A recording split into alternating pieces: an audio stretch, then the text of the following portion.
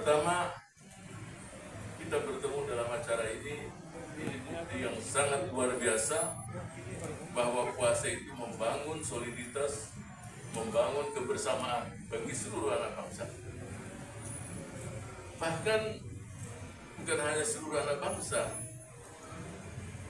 di dalam rumah tangga pun semakin sulit. Yang tadinya tidak bertemu antara bapak dengan anak, dengan istri, mungkin sepanjang tahun, tapi di dalam bulan suci Ramadan setiap berbuka ya bersama-sama.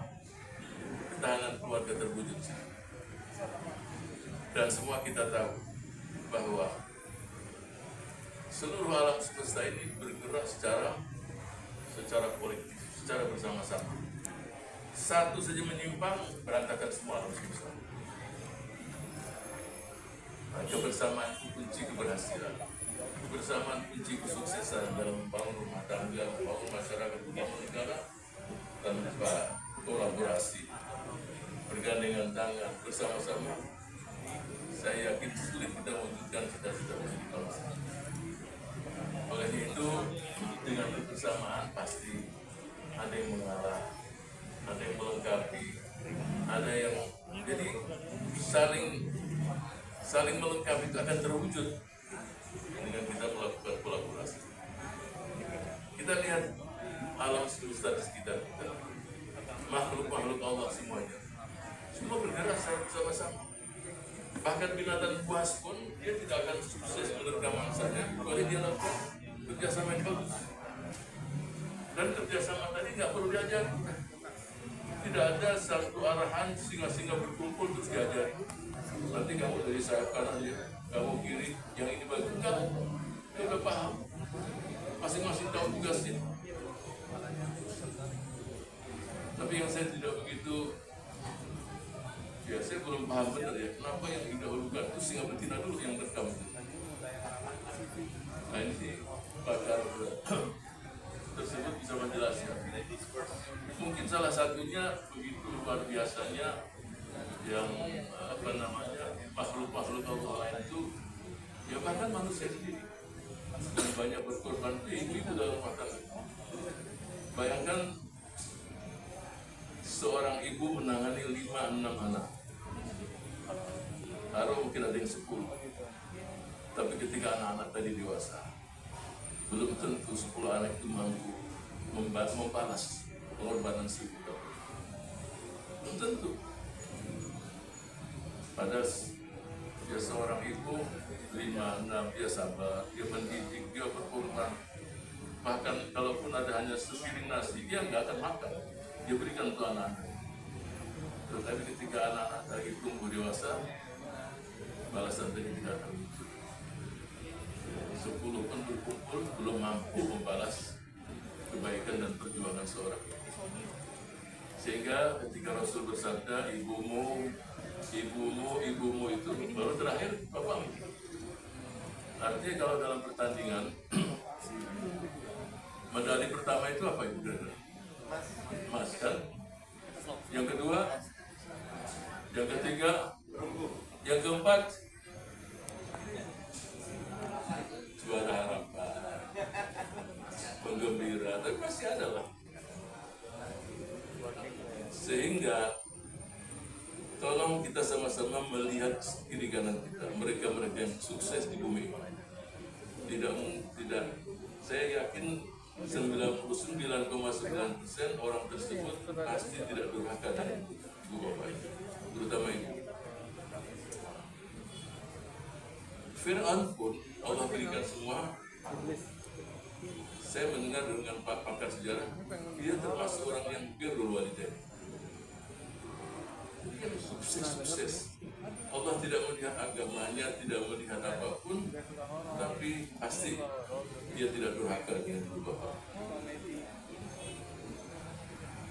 Dengan kita berkumpul begini saja bukti bahwa manfaat puasa luar biasa. Kalau di Masjidil Haram, di Masjid Nabawi, yang sekali buka mungkin bisa ratusan ribu. Siapa yang menyiapkan? Ya udah, barisan ini ada yang menyiapkan, yang di depan ada keluarga yang menyiapkan, ada yang anggaran mungkin bisa ratusan atau puluhan miliar, semua tertangani karena bersamaan. Jadi kira-kira hikmat puasa itu apa? Ya pasti kita tidak tahu semuanya. Yang maha tahu hanya Allah. Tetapi yang jelas puasa itu ujian juga, cobaan. Ahasiban nasu an yutraku an yaqulu amanna wa hum la yaftanun. Jadi cobaan juga. Banyak dari saudara-saudara kita yang beriman ketika datang bulan suci Ramadan, ya udah ada pula yang mereka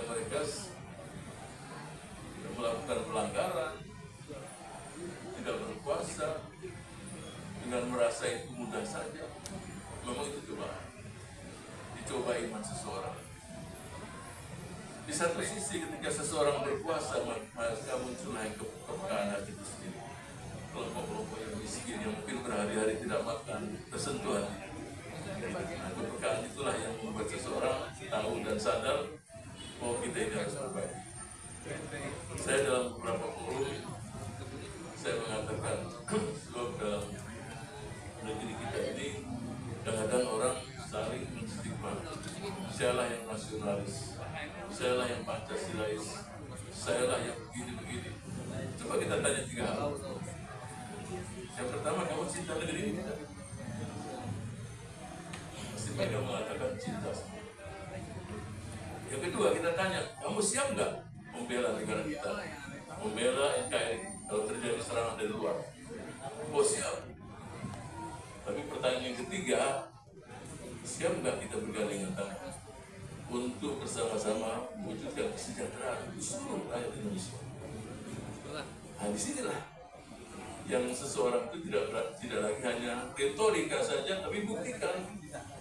Nah puasa ini membantu kita, menggiring kita punya kepekaan hati. Dan Islam mengajarkan luar biasa.